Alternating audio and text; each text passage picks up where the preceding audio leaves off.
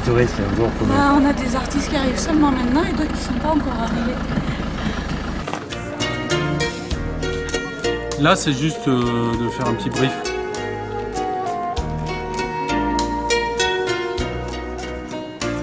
Vous avez noté qu'on avait un petit temps ensemble pour les bénévoles et ensuite on est tous invités à la soirée inaugurale. Donc, et là, il y aura des chaises.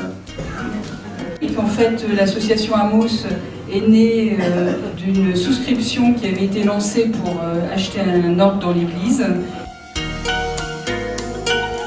Ce lien qu'on veut créer autour de la création artistique, qu'on veut créer entre les artistes, les festivaliers et le territoire, l'ensemble des bénévoles que vous êtes, et je tiens à vous remercier infiniment. À nous d'être fiers de porter les couleurs des festivals Les Jours de Lumière. Et c'est le parking du fond, il se sera indiqué. D'accord, très bien.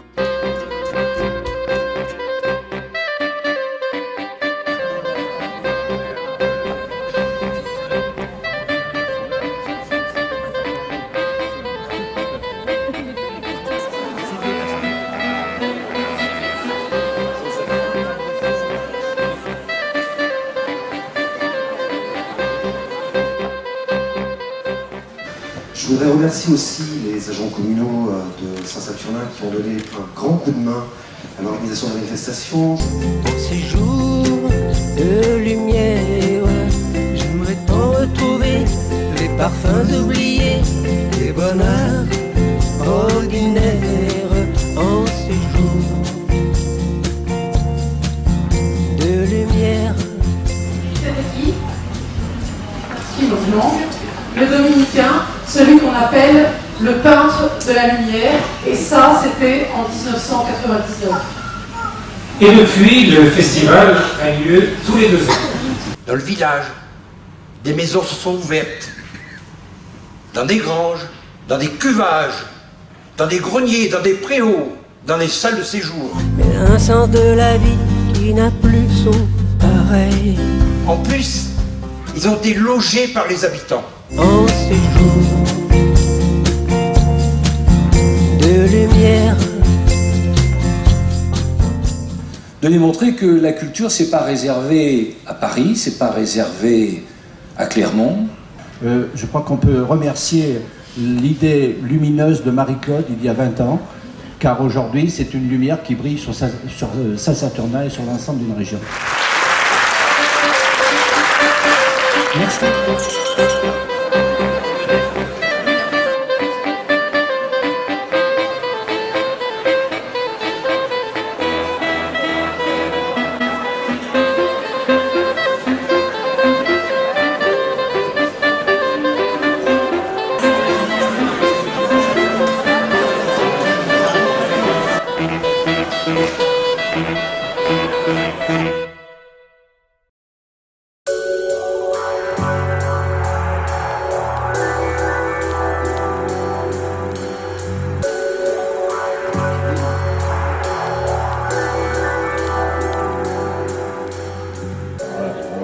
De le mettre à un endroit plus favorable. Quand c'est éteint, ça fait un bas-relief. D'accord. Et quand c'est allumé, eh bien, ça fait une sorte de lampe d'ambiance. Oui, c'est ça, oui. Et on voit d'autres choses. Les passagers pour la caravane magique? Oui, bon. Allez, vous enlevez vos casquettes. Voilà. Bonjour les festivals, bonjour les jours de lumière. Voilà. Mais il y en a aussi là-bas aussi.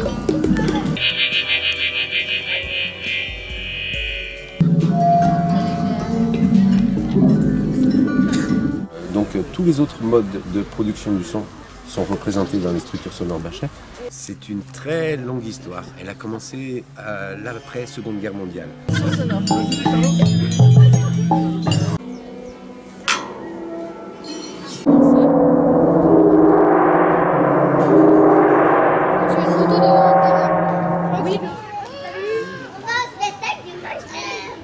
L'autocar, c'est un ancien bus de transport public.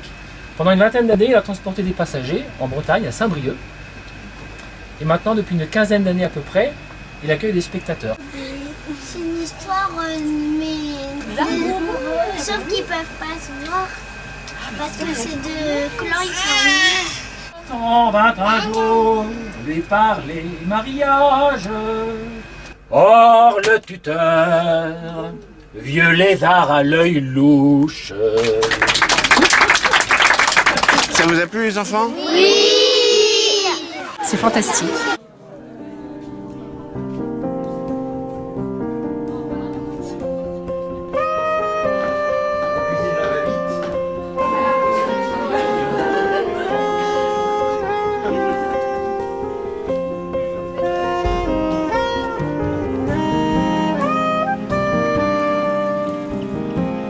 Donc j'espère que le sujet de théâtre corporel mime vous intéresse.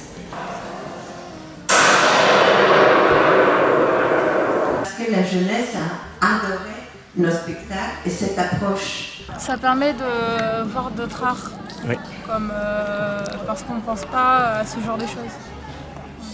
1989. Ça, c'est de la peau de chèvre. Maxime, viens. Alors, masque. Mettez le masque sans aucun problème. C'est demi-masque d'arlequin. Il faut prendre le dégueulasse par-dessus. Non, mais juste, à chaque fois, tu sors. Et comme en plus c'est des structures alvéolaires, c'est solide. Mais voilà, ce qui est fragile, c'est sa lentille et le verre. Vous avez déjà entendu ce mot-là? Non. Alors un Fab Lab, c'est un laboratoire de fabrication.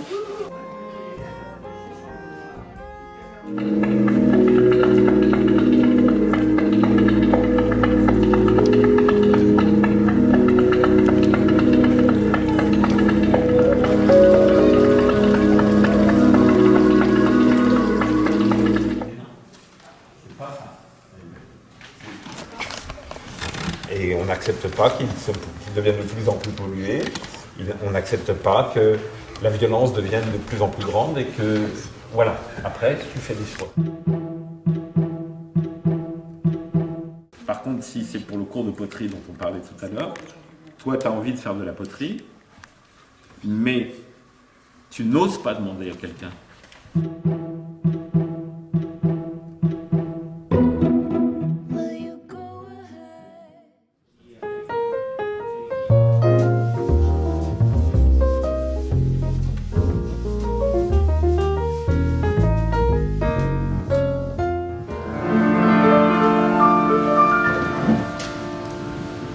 Combien de fables ce soir?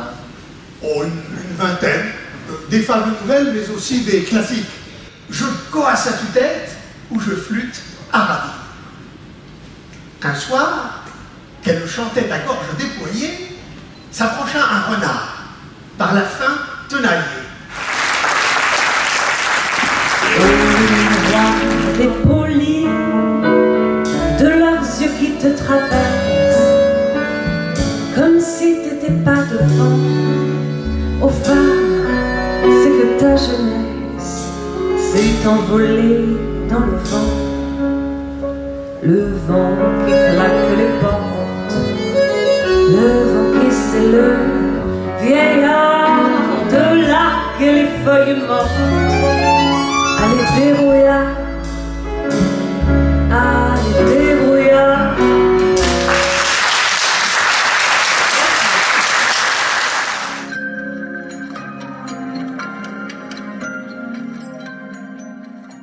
Et la marque de ce festival, c'est que pendant les 3 jours, les artistes sont présents.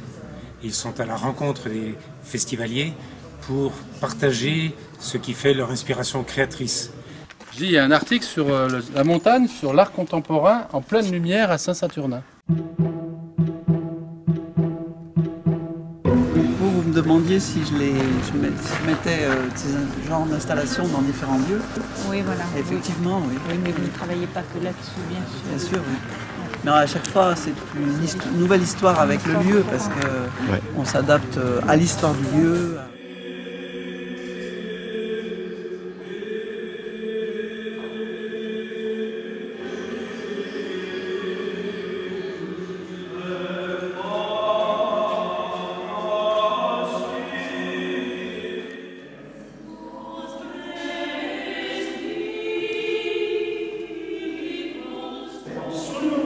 cherche à donner à voir la vie silencieuse intérieure qui est sous-jacente à tout être et à toute chose et qui est exprimée de façon symbolique par la parole biblique.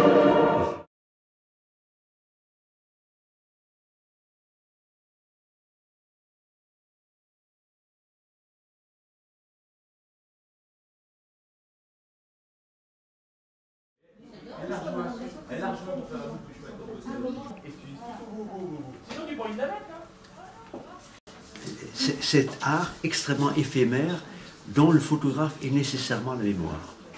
Eh bien, je l'ai prise, cette photo, je suis revenu 8 jours après, elle était gribouillée, et je suis revenu 8 jours après, le mur n'existait plus.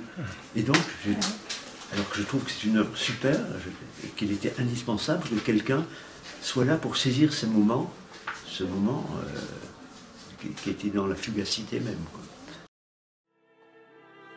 Donc dans la salle, on présente ici une évocation d'abord du travail du peintre verrier Henri Guérin, à travers des photos de quelques-unes de ses réalisations parmi les plus de 600 lieux pour lesquels il a créé des vitraux. Et on essaie d'illustrer en quelque sorte une transmission familiale, puisqu'on présente, aux côtés de cette évocation du travail d'Henri Guérin, des œuvres de 2 petits-fils de l'artiste.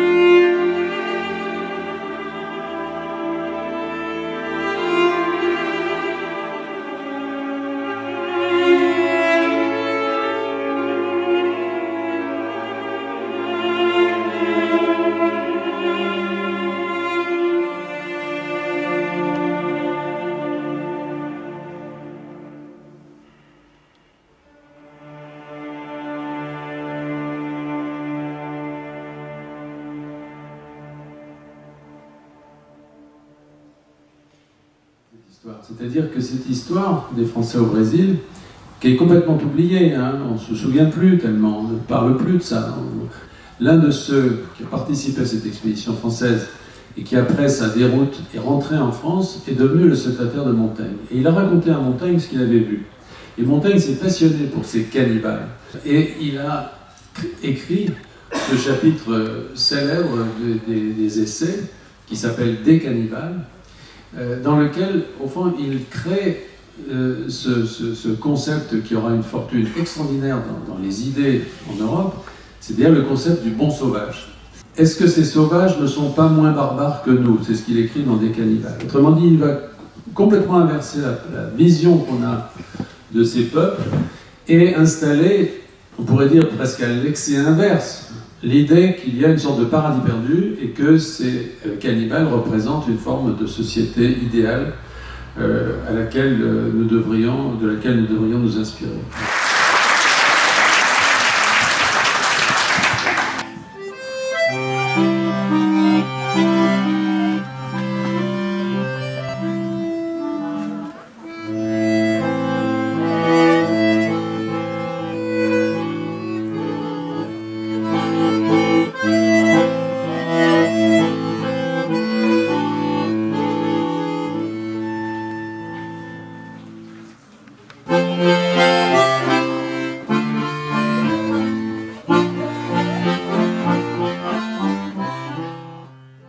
Je travaille sur la matière, c'est le propos de mon travail.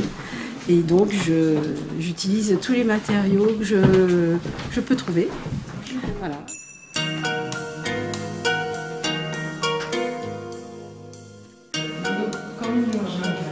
Ce qui est blanc, en fait, c'est de la porcelaine.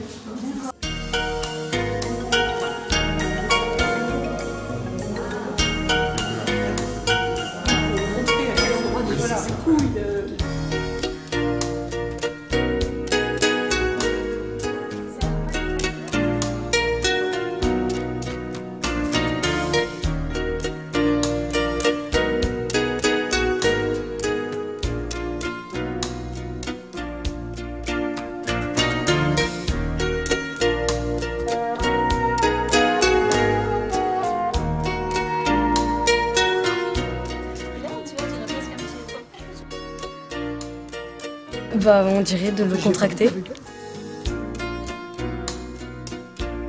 Juste un estampage du moule, donc c'est juste une empreinte que j'ai prise. Et après j'ai travaillé au colombin.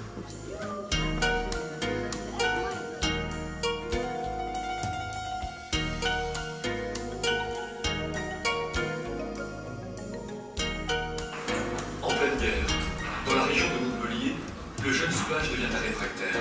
Il fuit le travail obligatoire imposé par les Allemands.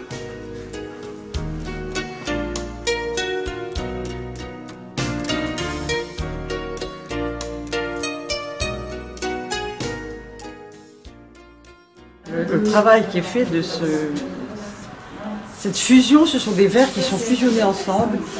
En fait, c'est comme une page de lecture, si vous voulez, je dis des choses dedans. Voilà, en gros, c'est ça. Et c'est fait pour, ce sont des pièces qui sont faites pour être vues de tous les côtés. C'est des pièces, c'est pas des pièces fixes, c'est pas des pièces à regarder en face. Elles sont travaillées pour être bougées, si vous voulez. Ils mettent tout un village en marche, c'est merveilleux autour de ce beau projet, je trouve quand même. Mais de manière générale, ils trouvent que le festival est très bien et très bien organisé. Puis les navettes, justement, ça leur plaît bien quoi, de pouvoir être transportés. Et voilà, j'ai bien aimé ça, avec les traits foncés et puis les plus clairs, de l'ombre à la lumière. Des papiers, en effet, qui laissent passer la lumière du jour. Je trouve qu'ici, mon travail ne pouvait pas trouver un lieu aussi adapté et complémentaire au travail que je présente. C'est extraordinaire.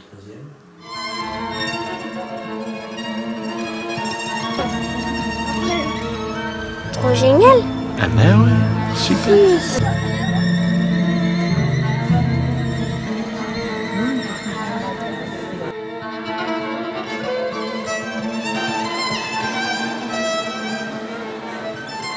Il y a une véritable vie avec les habitants qui ont joué le jeu, il y a du monde, il y a des expositions d'une qualité extraordinaire, plein de gens qui parlent les uns avec les autres, ce qui montre bien que la culture, c'est aussi ce qui permet d'avoir du lien social.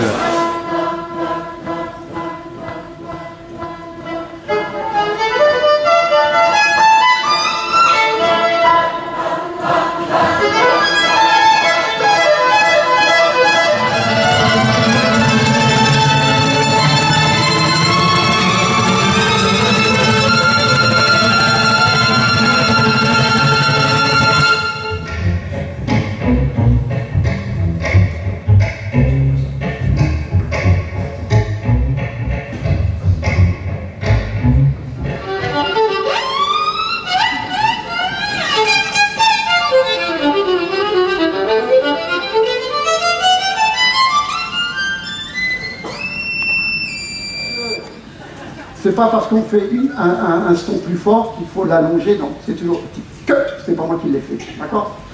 3, 4.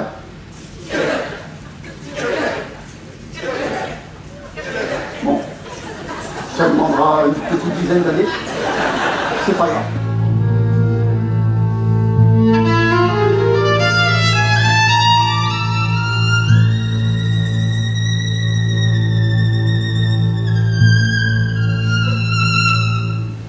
Trois, 4.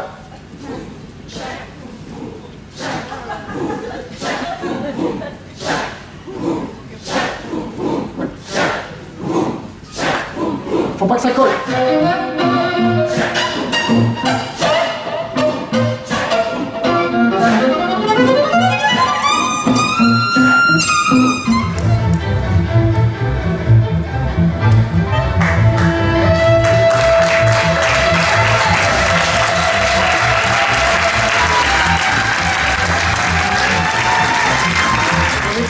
Pour aller chercher mon camarade là-bas au fond de la salle et le faire venir. C'est quand même sympa de pouvoir jouer un jeune très grand talent d'accordéon. C'est rare encore dans le jazz. Alors c'est Jean, pardon, ton prénom? Jean-Baptiste. Et ton nom? Baudin, voilà. Jean-Baptiste Baudin que j'ai entendu tout à l'heure cet après-midi. Alors, on va terminer ce spectacle par... on n'a jamais joué ensemble, hein, on va le faire aujourd'hui. C'est dommage que je puisse pas le faire avec mon violon, mais là, ça serait trop risqué. Je sais pas ce qu'on va jouer.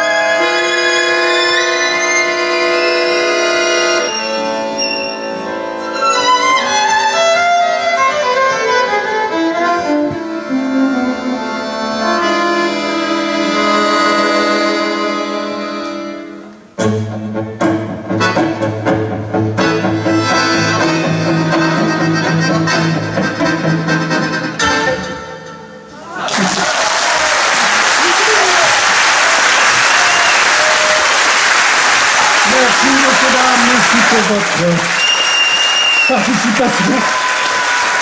Merci à toute la technique.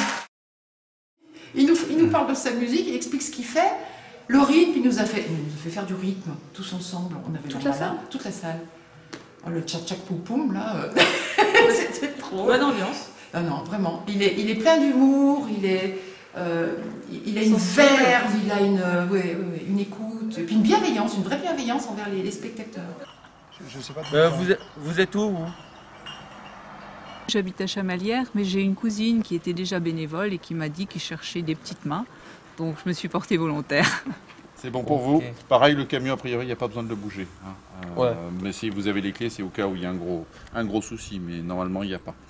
Bonjour madame. Vous avez bien votre bracelet, c'est bien. C'est bien. Avec le sourire, tout passe après. Puis il fait beau, on est bien, donc tout va très bien.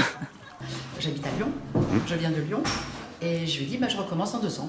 Super. Moi j'adore. Moi je suis de Romagna, c'est Yves qui m'a entraîné dans cette aventure. Je suis libre pour recommencer dans 2 ans. On est partant. Nous trouvons que c'est extrêmement intéressant que nous ayons la possibilité d'avoir accès à l'art contemporain, et aussi de pouvoir discuter avec les artistes. Le gris, ça veut dire que les gens ont accès à 3 jours. Ah oui. Et on peut garder aussi leur stand pendant qu'ils vont déjeuner, pendant qu'ils ont envie de boire un café ou de visiter quelque chose d'autre. Et c'est une contrainte quand même, mais vous le faites. Pas du tout. Non, c'est un plaisir. C'est que ce soir, on va faire un petit casse-croûte avec tous nos bénévoles pour les remercier, parce que sans eux, rien n'aurait pu se faire. Donc il s'agit de portraits à partir de scanner médical, donc c'est des paysages intérieurs, donc un portrait des personnes intérieures, comme une vision intérieure de chacun, à différence des portraits photographiques. Il s'agit des ateliers d'Aubusson qui vous présentent une tapisserie numérique réalisée à Aubusson sur un métier à tisser numérique.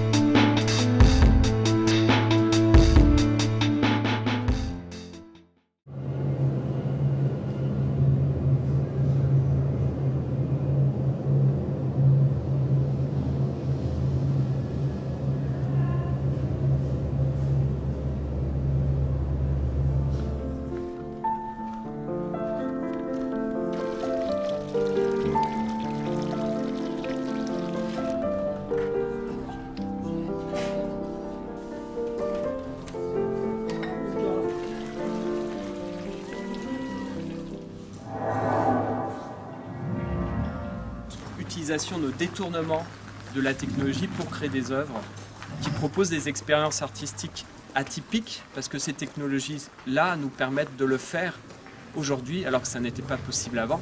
Donc en tant qu'artistes contemporains, nous utilisons des outils contemporains, qui sont des outils technologiques, pour créer des œuvres qui rassemblent le public.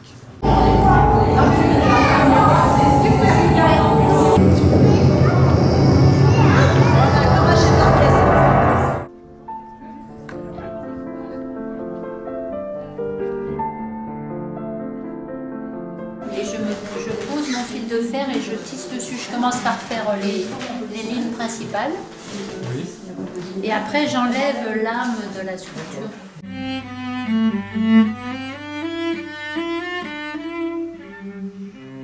On est ravis que les gens viennent, ouais, on est fiers. Et puis voilà, on est ravis de partager le plaisir d'être dans cet endroit qu'on trouve magnifique. Donc non, au contraire, c'est un vrai plaisir. La structure, elle tient grâce à la double des spirales contre-rotatives qui font que la forme, elle tient par elle-même. C'est comme ça que, à partir d'une fleur, la pomme de pin se forme.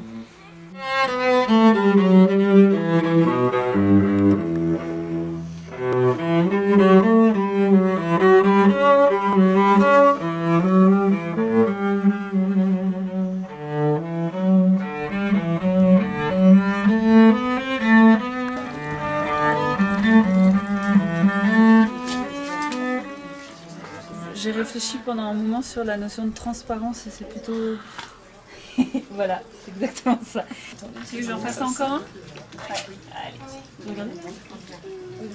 Et du coup, j'ai voulu faire une proposition où les gens prennent un temps pour eux et en invitant à chercher une intention, bah, ça permet d'être un peu plus proche de soi et de quelque chose qui est cher à un moment donné dans ce temps-là. Je vous invite à choisir un bol cru que je viens de créer. Rentrez avec lui dans la chapelle, donc un lieu qui soit silencieux, tranquille, paisible. À l'intérieur, observez et laissez votre main prendre une petite bougie, une lumière.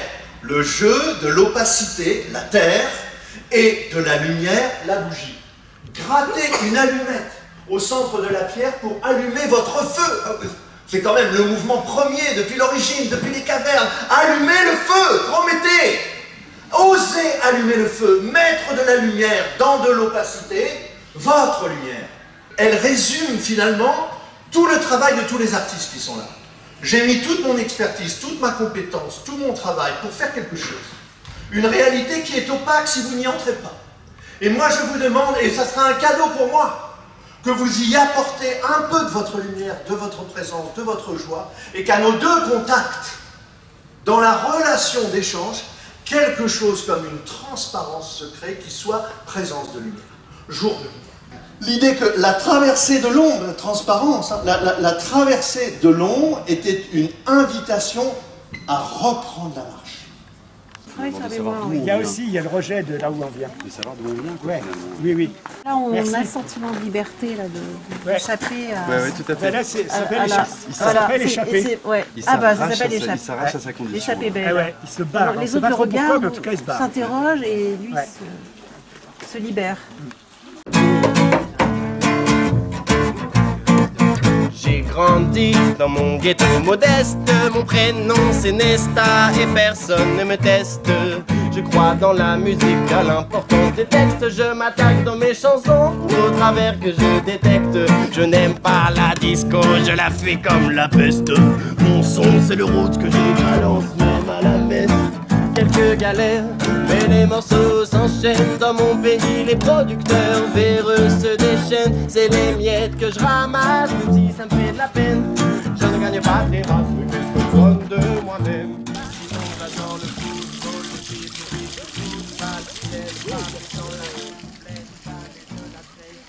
Je consacre pas mal de temps à l'entretien de ce parc, le grand parc que j'ai. Et je pense que je suis contente de partager avec les gens qui viennent. On n'est pas totalement propriétaire de sa maison, on la partage avec les autres. On en est détenteur pendant un temps défini.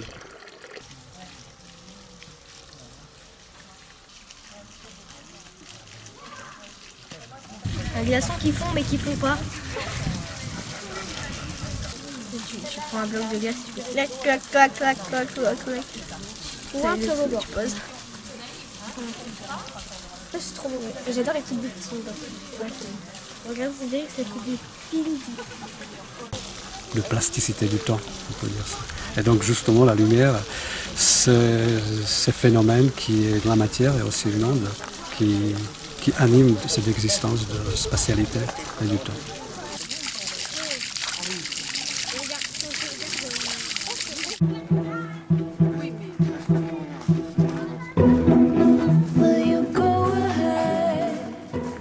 C'est pas un mystère. Paysage qui est derrière, ou si c'est chez vous. Déjà, c'est une chance pour vous.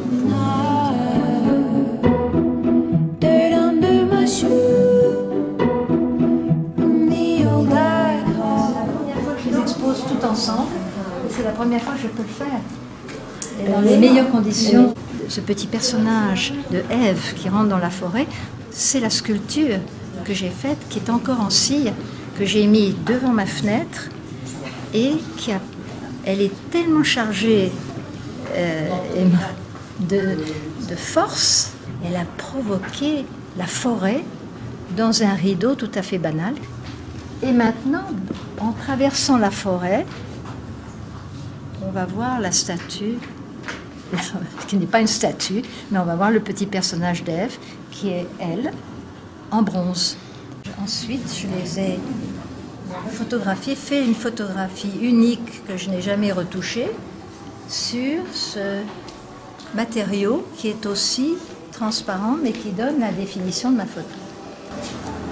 Donc c'est une double transparence.